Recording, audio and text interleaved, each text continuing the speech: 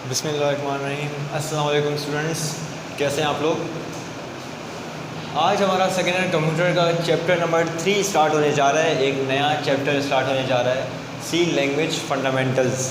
ठीक है, कुछ फंडामेंटल कॉन्सेप्ट हैं सी लैंग्वेज के जो हम इस चैप्टर में डिस्कस करने जाएंगे, जो कि आपका बुक में चैप्टर नंबर 3 और 4 कंबाइन है।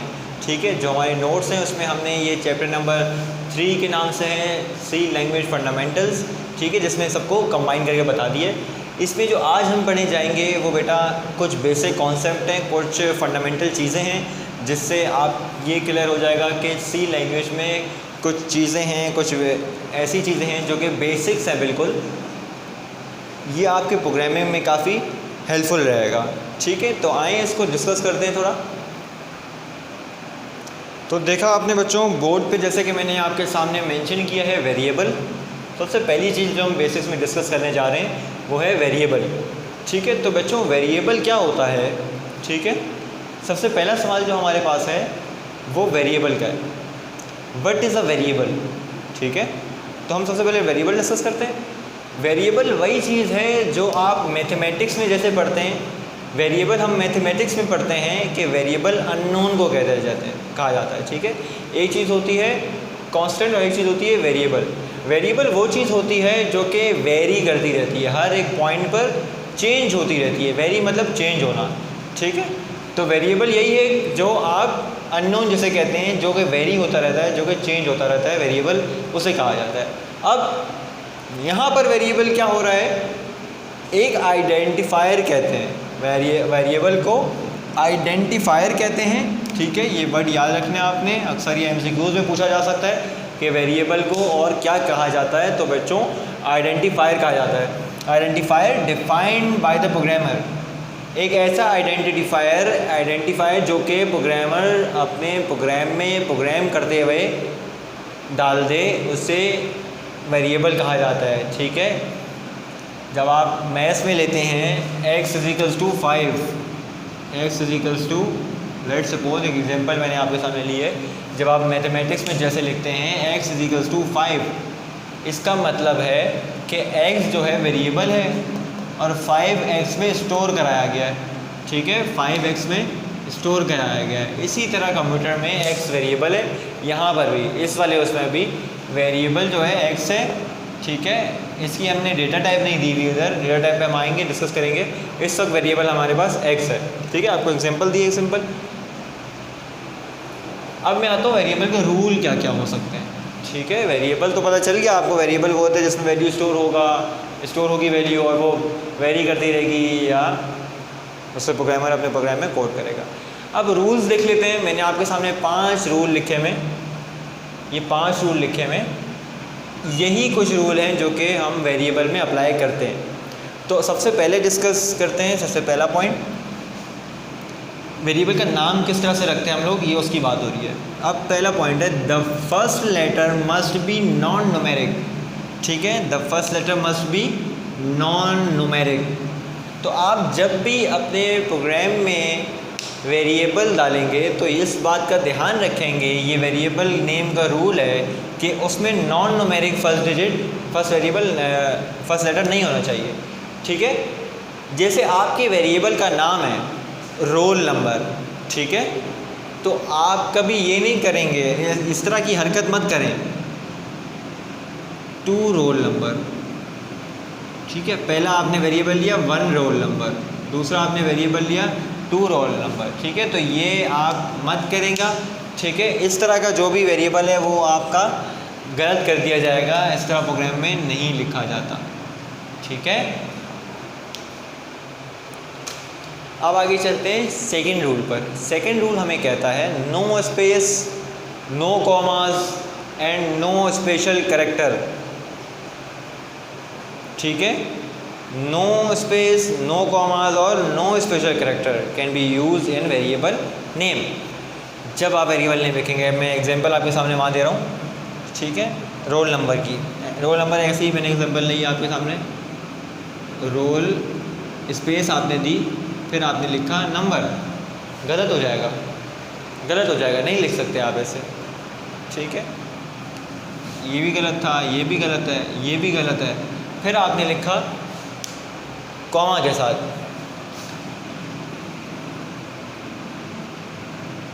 ये अलग था, ये अलग है, R, N, ये भी गलत हो जाएगा क्योंकि बीच में कॉमा ना आ रहा है, कॉमा आ रहा है तो वो गलत। इसके बाद आते हैं स्पेशल कैरेक्टर में। तो स्पेशल कैरेक्टर एक ले लेते हैं हम, डॉलर।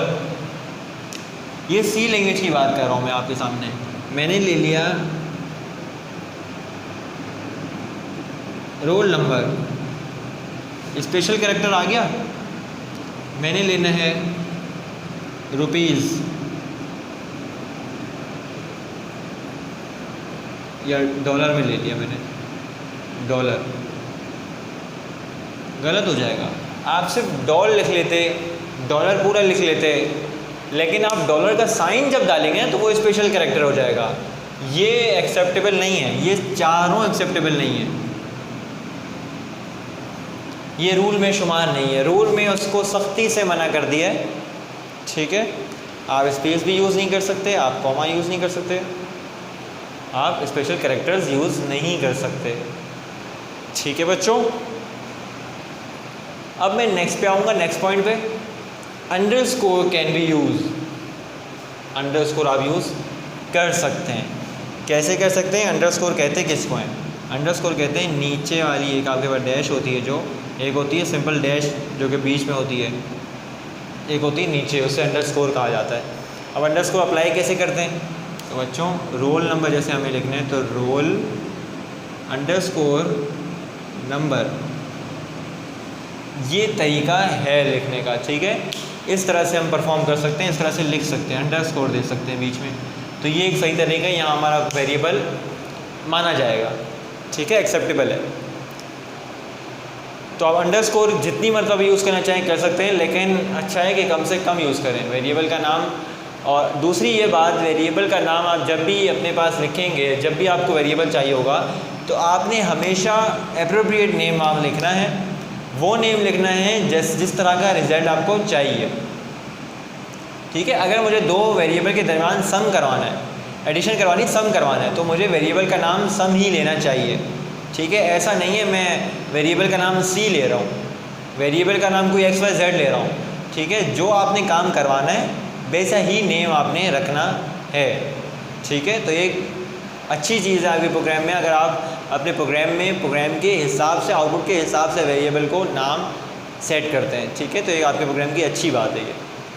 तो ये बेस्ट प्रैक्टिस है, आप अभी से सीखेंगे तो आगे जाके जब आप प्रोग्रामर बनेंगे तो ये आपके लिए बेनिफिट है। चौथा point, reserve word can not be use.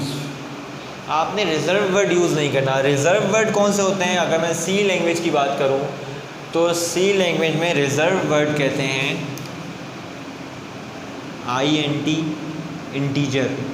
अगर आप इंटीजर लिखने के, इंटीजर इज इक्वल टू 0, ये एक्सेप्टेबल नहीं है, मना हो जाएगा, क्योंकि INT जो है वो रिजर्व वर्ड है।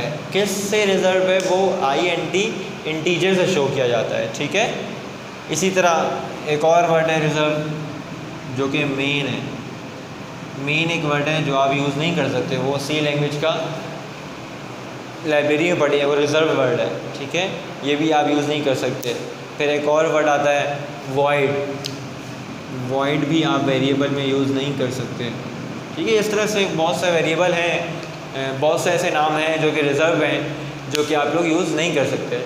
मैं वक्तन फ़ौक्तन आपको बताता रहूँगा जब हम प्रोग्रामिंग कर रहे होंगे, कोडिंग कर रहे होंगे, ठीक है। अगर हम लूप्स का इस्तेमाल करते हैं तो लूप्स में भी वाइल आता है, डू आता है और फॉर आता है, तो आप वो वाले वर्ड भी यहाँ नहीं लिख सकते। मैं आपके सामने मेंशन कर देता हूँ, फॉर आप नहीं ले सकते, आप वाइल नहीं ले सकते, आप डू नहीं ले सकते। तो ये वो सारे वर्ड हैं जो कि सी लैंग्वेज में रिजर्व है, ये आप नहीं ले सकते, मना है। Fifth and last point, variable must be stored in a beginning of the main function, which means आप जब मेन फंक्शन में काम कर रहे होते हैं तो वो हमें ये कह रहा है कि अच्छा क्या है आपके लिए प्रोग्रामिंग में कि आप वेरिएबल को बीच बीच से डालने से बेहतर है सारे वेरिएबल ऊपर आ दे लें, ठीक है। जो आपका मेन का फंक्शन होता है, वेरिएबल आप सारे के सारे शुरू में ले लें कोडिंग यहाँ पर स्टार्ट करें। ठीक है, वेरिएबल मेन के फंक्शन में सबसे पहले ले लें और बाद में अपनी कोडिंग स्टार्ट करें, तो ये आपके लिए अच्छा है। ठीक है स्टूडेंट्स, क्लियर। एक और पॉइंट है जो कि रूल में तो नहीं, मैं ऐसे ही आपको बताना चाहूँगा कि आपने अपना वेरिएबल, ये आपके लोगों के लिए अच्छा है, एक प्रोग्राम में लिए अच्छा है कि आपने उस वेरिएबल को 8 कैरेक्टर के अंदर अंदर लिखना होता है। ठीक है, 8 कैरेक्टर में आप लिख दें तो अच्छा है। नहीं हो सकता, बहुत बड़ा वेरिएबल नेम है तो आप बड़ा भी लिख सकते हैं, कोई इसमें रोक टोक नहीं है, लेकिन अच्छा ये है कि आप छोटे से छोटा लें। ठीक है, ज़्यादा से ज़्यादा हो गया तो 8 तक लें। लेकिन अगर कोई बहुत बड़ा कोई नाम है जिसको आप नहीं समझते कि इसको छोटा करके लिखा जा सकता है, इसको बड़ा ही करके लिखा जाएगा, तो आप उसको बड़ा भी लिख सकते हैं, इसमें कोई मना नहीं है लिखने में। ठीक है, आप बड़ा नहीं भी लिख सकते, लेकिन अच्छा, मेरा मतलब बोलने का ये कि अच्छा ये होता है कि आप इसको कम कम लिखें। अब कुछ एग्जांपल दे दूं मैं आपको कि इंटीजर जो वेरिएबल है उसको किस तरह से लिखा जाता है। ठीक है,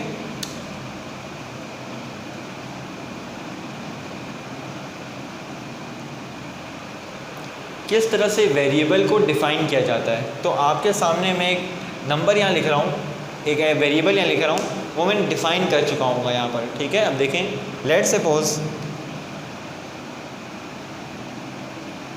इंटीजर जो कि डेटा टाइप है। डेटा टाइप है, मैं आऊँगा, आपको क्लियर हो जाएगी बात। डेटा टाइप इसके बाद वाले अगले टॉपिक्स में भी आएंगे हम। ठीक है,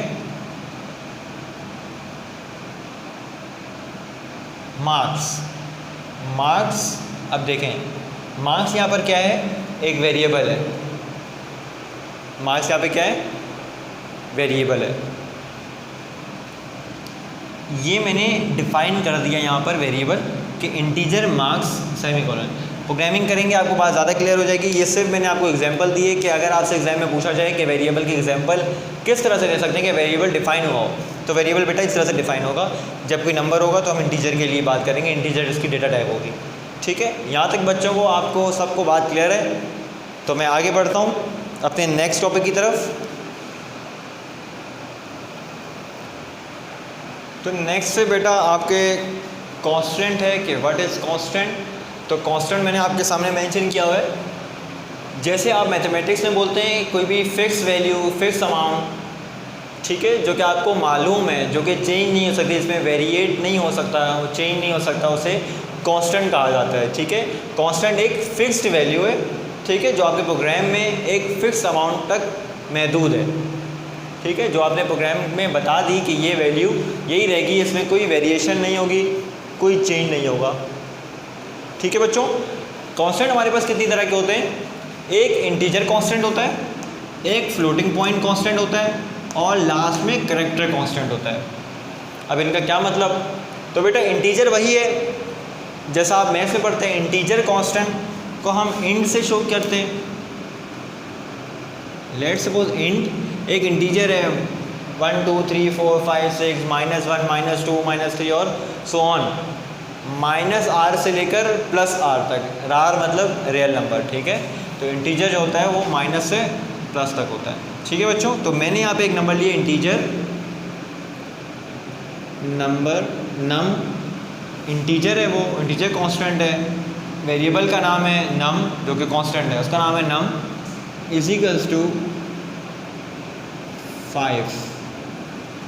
ठीक है, जब मैंने आपको वेरिएबल की एग्जांपल दी थी तो मैंने कुछ नंबर नहीं लिखा था आगे, मैंने एक वेरिएबल का नाम लिख दिया था जो आइडेंटिफाई हो गया, डिफाइन कर दिया मैंने कि इंटीजर जो है वो मार्क्स है, मतलब मार्क्स कुछ नंबर है, मैंने दिया नहीं उसको क्या है। अब वो मार्क्स पता चलेंगे क्या है, कुछ भी हो सकते हैं, 77 मार्क्स हो सकते हैं, 100 मार्क्स हो सकते हैं, 10 मार्क्स हो सकते हैं, कुछ भी हो सकता है। लेकिन यहाँ पर कांस्टेंट में मैंने इंटीजर कांस्टेंट में आपको एक नंबर दे दिया 5। अब वो पूरे प्रोग्राम में 100 लाइन का कोड हो, 1000 लाइन का कोड हो, जितनी भी लाइन का कोड हो, वो एंड तक ही 5 ही रहेगा, नम वेरिएबल 5 ही रहेगा। इसको हम कहते हैं कांस्टेंट। क्लियर, आगे बढ़ते हैं। फ्लोटिंग पॉइंट कांस्टेंट, तो बेटा फ्लोटिंग पॉइंट कहते हैं कोई ऐसी वैल्यू जो कि पॉइंट्स में गिवन हो। ठीक है, तो यहाँ हम लिखते हैं float pi is equals to 3.142 समझ में आ गई बात। पाई से मेरे ख्याल से आप सब बच्चे बखूबी वाकिफ़ होंगे। पाई हम कहते हैं 3.142 वैल्यू को, तो हमने यहाँ पे कांस्टेंट जो दिया, अब वो पाई की वैल्यू तो कांस्टेंट ही रहेगी, क़यामत दिन तक वो तो 3.142 है, ठीक है, वो चेंज नहीं हो सकती, ना कोई कर सकता है। तो अब देखिए floating point constant, floating point में हम डेसिमल वाली वैल्यू लेते हैं, जो भी पॉइंट में वैल्यू होगी वो फ्लोटिंग पॉइंट में होगी। तो फ्लोट का कांस्टेंट मैंने क्या लिया, फ्लोट उसकी डेटा टाइप है और पाई वेरिएबल का नाम है, इज इक्वल्स टू 3.142, वो चेंज नहीं हो सकती। क्लियर? आगे बढ़ते हैं कैरेक्टर पर। अब कैरेक्टर पे हमने क्या लिया है, कैरेक्टर पे किसी भी वैल्यू का आप कैरेक्टर को कांस्टेंट देंगे, ठीक है। Let's suppose character is equals to A, तो अब कैरेक्टर जो है, ठीक है, कैरेक्टर एक नाम ले लेते हैं, कैरेक्टर 1, कैरेक्टर 1 जो है वो है अली। तो अब जब मैं 1 डालूँगा प्रोग्राम में, तब तक उसे ये पता है कि वो अली है, सॉरी अली नहीं होगा, वो ए होगा, ठीक है, क्योंकि कैरेक्टर की बात हुई, कैरेक्टर की मानी एक। अगर हम स्ट्रिंग ले रहे होते तो स्ट्रिंग में हमें पता चलता, स्ट्रिंग हमें ज़्यादा देते हैं, आप कैरेक्टर भी ले सकते हैं, बहुत सारे कैरेक्टर ले सकते हैं, नंबर भी ले सकते हैं और पॉइंट में वैल्यू भी ले सकते हैं, ठीक है, स्ट्रिंग में हम सब ले सकते हैं।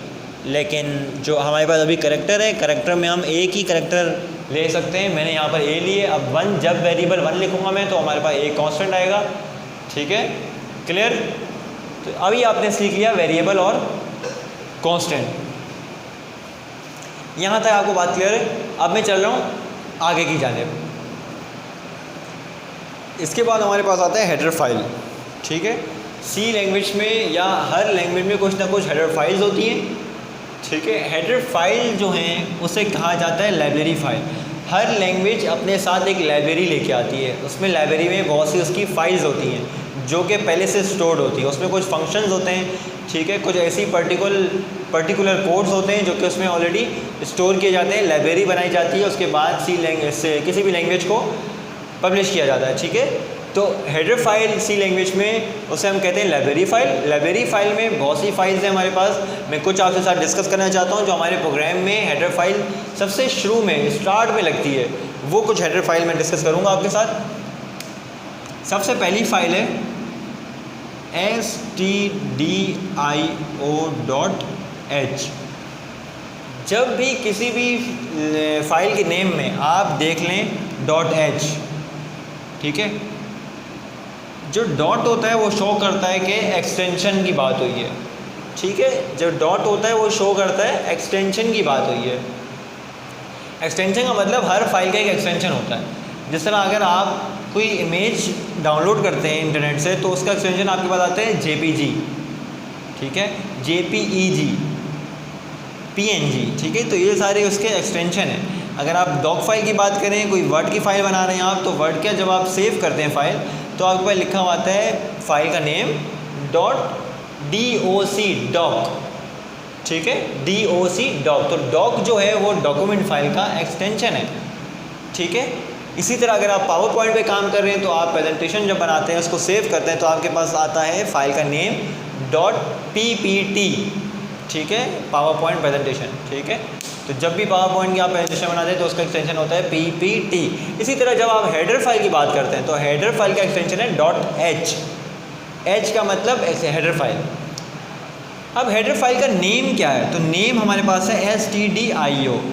What is this stdio? stdio मतलब standard, STD standard IO, input output, clear.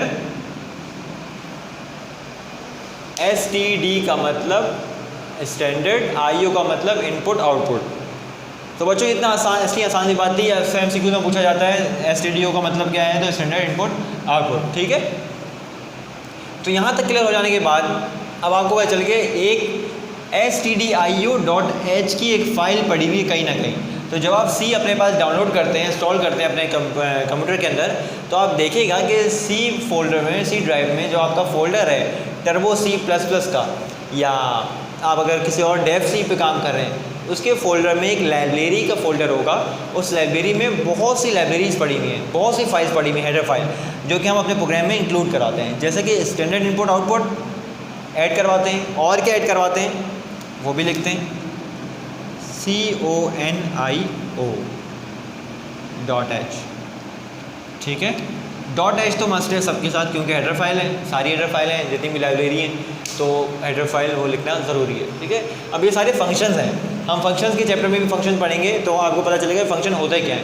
हम अपने फंक्शन भी बना सकते हैं, यहाँ से भी फंक्शन ले सकते हैं, ठीक है। खैर, मैं आपको बता रहा हूँ, कंसोल CON मतलब कंसोल, CON कंसोल, IO मतलब इनपुट आउटपुट, ठीक है। ये इनपुट आउटपुट को स्टैंडर्ड देता है, और ये इनपुट आउटपुट को कंसोल देता है। अब कंसोल क्या है? कंसोल स्क्रीन वो है जो आपके पास ब्लू स्क्रीन आ रही है या ब्लैक स्क्रीन आ रही है, जहाँ आपके पास आउटपुट आ रहा है, उसे कहते हैं कंसोल, ठीक है। तो उसके लिए हमें ये हेडर फाइल लाजमी चाहिए होती है। अब मैं आपसे एक और फाइल की बात करूं कि इसके बाद ज़रूरी क्या होता है, कि इससे होता क्या है, इन फाइलों से होता क्या है। तो अगर आप अपने प्रोग्राम में, अगर आप कोई प्रोग्राम बना रहे हैं, कोई कोड कर रहे हैं, और उसके अंदर आपको ज़रूरत पड़ गई अंडर रूट की, ठीक है, आपको ज़रूरत पड़ गई अंडर रूट की, तो आप ये अंडर रूट अपने प्रोग्राम में कैसे डाल सकते हैं? स्क्वायर रूट कैसे डाल सकते हैं? आप नहीं डाल सकेंगे। स्क्वायर रूट का तो कोई ऑप्शन ही नहीं होगा सी में, वो तो सिंपल एक स्टेटमेंट है, एक लाइन, वो नहीं डाल सकते आप। तो इस चीज़ को हम करने के लिए एक लाइब्रेरी सी में ऑलरेडी मौजूद है, ठीक है। उस लाइब्रेरी को हम ऐड करवाकर स्क्वायर रूट मेंशन कर सकते हैं अपने प्रोग्राम में। अदरवाइज़ ऐसा कोई तरीका नहीं है कि लाइब्रेरी मेंशन किए बिना मैं स्क्वायर रूट अपने प्रोग्राम में लगा सकता हूँ, ऐसा कोई तरीका नहीं है, ठीक है। तो अब आए देखें कि स्क्वायर रूट लगाने का या मैथ्स के डिफरेंट फार्मूला को परफॉर्म करने के लिए मुझे ऐसी कौन सी लाइब्रेरी पड़ी है हेडर फाइल में जो कि मैं यूज़ करूं और मेरे पास सारे मैथ्स के ऑपरेशन अप्लाई होने शुरू हो जाएं।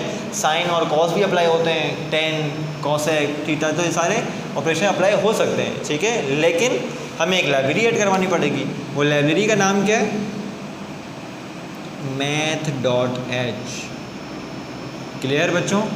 math.h। ये तो हमें सी बनाने वाले को थैंक यू बोलना चाहिए कि उसने हमें math.h की लाइब्रेरी बना दी, वरना हमारे लिए मैथ का फंक्शन जनरेट करना एक मसला था, ठीक है। अंडर रूट, साइन, कॉस, तो सारे मुख्तलिफ फॉर्मूले लगाने डिफ़िकल्ट हो जाते हैं। तो math.h से आप आसानी से लिख सकते हैं स्क्वायर रूट, SQRT। अब आप जब करेंगे ना, तो इस स्क्वायर रूट का मतलब होता है, वो समझ जाएगा, प्रोग्राम समझ जाएगा कि आप ये लिखने की कोशिश कर रहे हैं, ठीक है। तो ये काम कब हुआ? जब हमने math.h डाला। नहीं लिखते तो ये काम कभी भी नहीं होता, वो आपको एरर दे देता, ठीक है।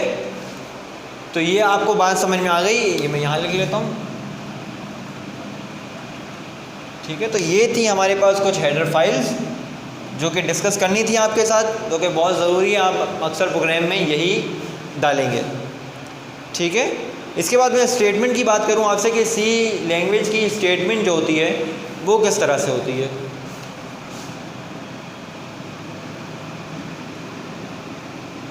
स्टेटमेंट क्या होती है सी में?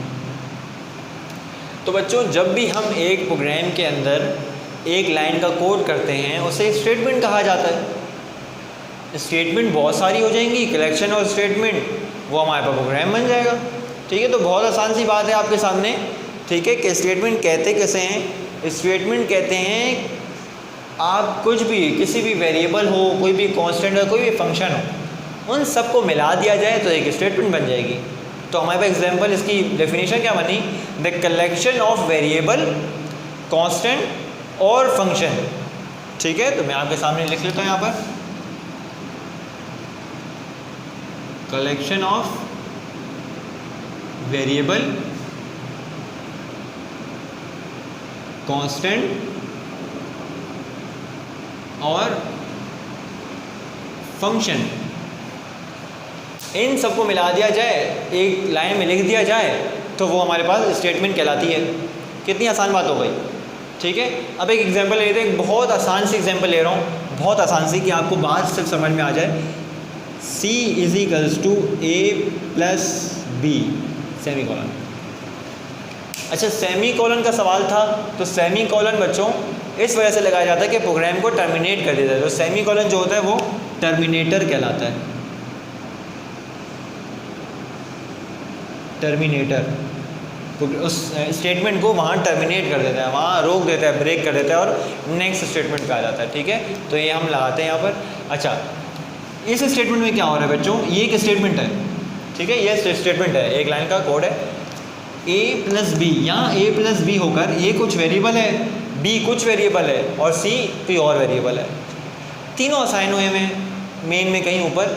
मैंने आपके सामने पूरा प्रोग्राम नहीं लिखा, मैंने आपके सामने एक स्टेटमेंट लिखी है जिसमें आपको पता चल रहा है देख कर कि A कोई ना कोई वेरिएबल है जो ऊपर डिफाइन हुआ है, B कोई ना कोई वेरिएबल है जो ऊपर डिफाइन हुआ है और C कोई ना कोई और वेरिएबल है। तो A प्लस बी होकर, दोनों का सम होकर वो स्टोर हो रहा है C के अंदर, equals to C, A B का वेरिएबल जो नंबर है वो C में स्टोर हो रहा है। अब जो सम होगा वो C में उठ के आ जाएगा। तो ये स्टेटमेंट समझाना मकसद नहीं है, मकसद ये है कि आपको ये समझ में आ जाए कि इसमें वेरिएबल भी है, इसमें कुछ कांस्टेंट भी है।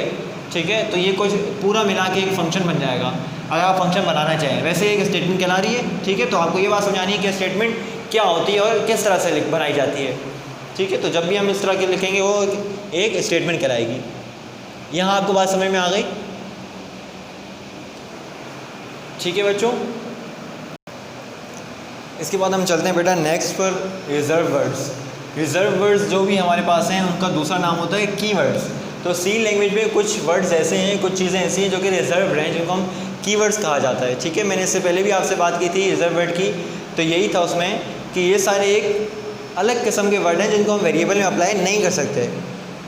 ठीक है, रिजर्व वर्ड के पास एक स्टैंडर्ड है, ठीक है, कि जिसके मतलब सी में आपको मैं बताता हूँ इस तरह से कि एक चीज़ है आपके पास वॉइड। ठीक है, ये आप जितने भी मैं सारे लिख रहा हूँ यहाँ पे, वो सारे रिजर्व वर्ड कहलाते हैं। ठीक है, वॉइड, इंटीजर, फ्लोट, फॉर। ठीक है, लाइन से जितने चल रहे हैं सारे रिजर्व वर्ड है। आप सी लैंग्वेज में वॉइड एक वर्ड ऐसा है जो कि रिजर्व है, वो सी ने लिया हुआ है अपने पास, वो आप किसी और वेरिएबल टाइप में अप्लाई नहीं कर सकते। ठीक है, इफ और ब्रेक। ठीक है, तो ये कुछ इस तरह के वर्ड हैं, और भी हैं, मैं सारे नहीं लिखूंगा, मैं आपको सिर्फ रिजर्व वर्ड की बात बता रहा हूँ। रिजर्व वर्ड होता क्या है? अब जैसे वॉइड एक वर्ड है, वॉइड क्यों यूज़ होता है सी में? जब हमें कोई वैल्यू रिटर्न करवानी हो। ठीक है, जब कोई वैल्यू रिटर्न करवानी हो तो हम वॉइड यूज़ करते हैं। जब हम इंटीजर पे काम कर रहे हो तो हम इंट लिखते हैं, ये मैंने पहले आपको बात बताई है जब हम कांस्टेंट पढ़ रहे थे। जब हम फ्लोटिंग पॉइंट पे बात कर रहे हो, डेसिमल पॉइंट पे बात कर रहे हो, ठीक है, तो हम फ्लोट लिखते हैं, डेसिमल पॉइंट। अब हमने जब लूप, फॉर लूप की बात करनी है तो हम फॉर का वर्ड यूज़ करते हैं, फॉर लूप। जब हम इफ़ की बात कर रहे होते हैं, इफ़ एंड एल्स की, तो हम इफ़ यूज़ करते हैं, इफ़ वर्ड है। अब ये वेरिएबल में काउंट नहीं होते, ये ऐसे वर्ड हैं जो हम इन चीज़ों में यूज़ करते हैं। ठीक है, जब हमें प्रोग्राम को ब्रेक करवाना हो, उस लूप को, ठीक है,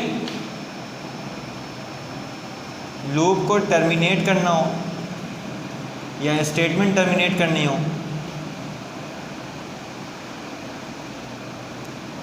लूप और स्टेटमेंट टर्मिनेट करनी हो तो हम ब्रेक लगाते हैं। ठीक है, तो ये कुछ यूजेस हैं, इसके अलग अलग यूजेस हैं, अलग अलग नाम हैं जो हम कहीं और यूज़ नहीं कर सकते, सिर्फ इसी पर्पस के लिए यूज़ करते हैं, अदरवाइज़ कोई और पर्पस नहीं है। ठीक है बच्चों, और कुछ होते हैं प्री प्रोसेसर डायरेक्टिव। ठीक है, प्री प्रोसेसर डायरेक्टिव भी कुछ होते हैं जो कि प्रोग्राम में डिफ़ाइन होते हैं। ठीक है, वो ऑलरेडी डिफाइंड कॉन्स्टेंट्स होते हैं। जैसे कि मैं आपसे बात करूं अल्लाह कितने हैं, तो आप सब मुझे जवाब देंगे कि अल्लाह एक है। ठीक है, मैं आपसे पूछूं कि हफ्ते में दिन कितने होते हैं, तो आप बोलेंगे हफ्ते में दिन होते हैं 7। तो ये चीज़ें डिफ़ाइन है जो कि चेंज नहीं हो सकती, उसे प्री प्रोसेसर डायरेक्टिव कहते हैं। ठीक है, ये आपके सामने लिख देता हूँ उसका नाम, प्री प्रोसेसर डायरेक्टिव। ठीक है, ये कुछ डिफ़ाइन होते हैं जिनको हम अपने प्रोग्राम के स्टार्टिंग में ही कुछ इस तरह से शो करते हैं, डिफ़ाइन लिखकर। ठीक है, तो कुछ इस तरह से हम डिफ़ाइन लिखकर उसको शो करते हैं। ठीक है, ताकि शुरू में हमें पता चल जाए कि ये डिफ़ाइन हुई भी ये चीज़, ये वेरिएबल डिफ़ाइन है। तो आज हमने जो बेसिक कॉन्सेप्ट सीखे, आज की क्लास में इन बेसिक्स पर वाइंड अप करूँगा। ठीक है, अगली क्लास में कुछ और चीज़ें सीखेंगे, कुछ और बेसिक कॉन्सेप्ट्स लेंगे। ठीक है, तो यहाँ तक आई होप सो हर बच्चे को मेरी बात समझ में आ चुकी होगी। ठीक है, आगे कुछ और फर्दर क्लास में हम और बेसिक चीज़ें सीखेंगे। तो जब तक के लिए मुझे इजाज़त दें, अपना ख्याल रखें। अल्लाह हाफ़िज़।